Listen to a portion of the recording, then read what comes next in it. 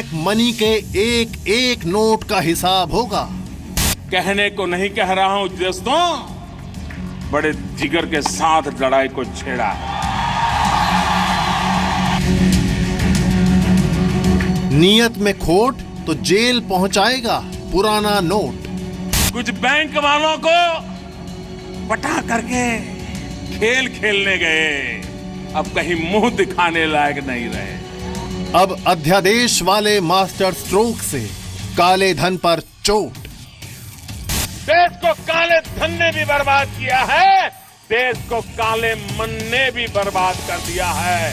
काला मन भी जाना चाहिए, काला धन भी जाना चाहिए। We are opposed to this ordinance Raj, but the government is increasingly relying on ordinances. वो घर से निकला है ना, वहां तक पूंछ पहुंचने वाली है।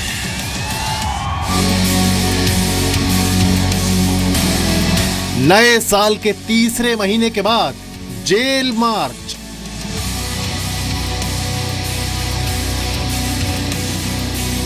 पुराने नोट का साथ मतलब सजा भी, जुर्माना भी।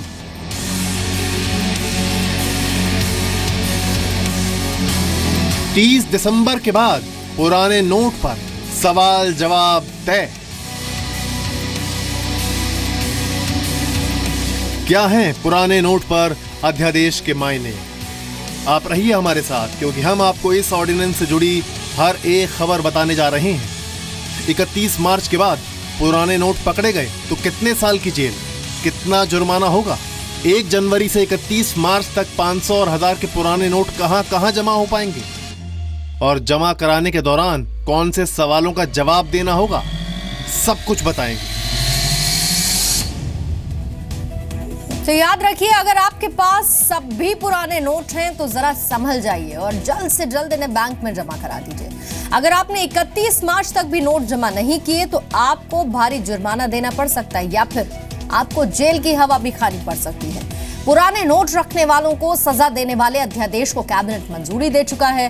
राष्ट्रपति की मंजूरी के साथ यह अध्यादेश लागू हो जाएगा।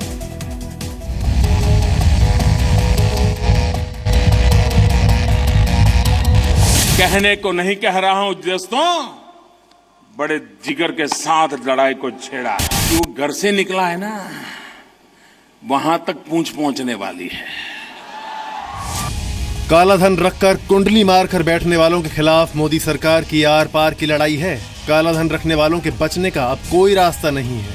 काले को सफेद करने के धंधे में लगे लोगों के लिए सभी दरवाजे बंद करने के लिए सरकार ने अब एक और कदम उठाया है। The specified bank note cessation of liabilities ordinance. यही वो अध्यादेश है जिसे मोदी कैबिनेट ने मंजूरी दी है। पुराने नोट रखने पर अब आपको जेल की हवा खानी पड़ सकती है। सरकार ने आरबीआई एक्ट में बदलाव वाले ऑर्डिनेंस को मंजूरी दे दी है। इसके तहत अगर आपके पास 31 मार्च के बाद 500 और 1000 रुपए के पुराने नोट पाए गए तो आपको 4 साल तक की सजा और 10,000 रुपए तक जुर्माना देना पड़ सकता है। फिलहाल 31 मार्च तक आरबीआई में 500 और 1000 रुपए के पुराने नोट जमा कराए जा सकते हैं। दरअसल नए ऑर्डिनेंस का मकसद आरबीआई की उस जिम्मेदारी को खत्म करना है जिसमें नोट पर लिखा गया है कि मैं धारक को उस नोट की वैल्यू अदा करने का वचन देता हूं।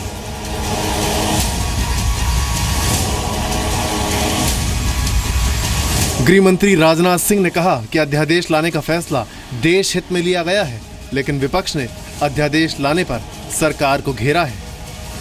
Government does not want to be answerable. Till date, today in the last 50 days, the Prime Minister has neither answered us in the Parliament, neither answered the media, neither answering RTI questions. The Prime Minister is completely unanswerable today, and that is why this ordinance route has been adopted. What's the law, especially for the commoner? I think common people should not suffer. 30 दिसंबर के बाद 500 और 1000 के पुराने note जमा करने के लिए कठोर शर्तों को पूरा करना होगा। 30 दिसंबर के बाद पुराने नोट जमा करने से पहले ये बताना होगा कि आखिर अब तक नोट क्यों नहीं जमा किए गए। अगर आप खुद रिजर्व बैंक नहीं पहुंच सकते तो डाक के जरिए पुराने नोट और साथ में घोषणा पत्र भेज सकते हैं। घोषणा पत्र में ये बताना होगा कि आप खुद क्यों नहीं आए और अब तक नोट क्यों नहीं जमा किए। रिजर्व बैंक आपकी दलीलों से सहमत नहीं हुआ तो पुराने नोटों को नकारा भी जा सकता है। 1978 में मोरारजी देसाई की जनता पार्टी सरकार ने 1000, 5000 और 10,000 का नोट बंद करने के बाद सरकार की देनदारी को खत्म करने के लिए इसी तरह का अध्यादेश लाया गया था। इस अध्यादेश का फायदा ये होगा कि जिनके पास बड़ी तादाद में पुराने नोट हैं वो इसका खुलासा करेंगे, जिससे ना सिर्फ ब्लैक मनी का पता चलेगा बल्कि उस पैसे का इस्तेमाल गरीबों के कल्याण के लिए भी किया जा सकेगा। अभी भी मौका है, कानून का पालन कीजिए, गरीबों के हक का जो है वो लौटा दीजिए।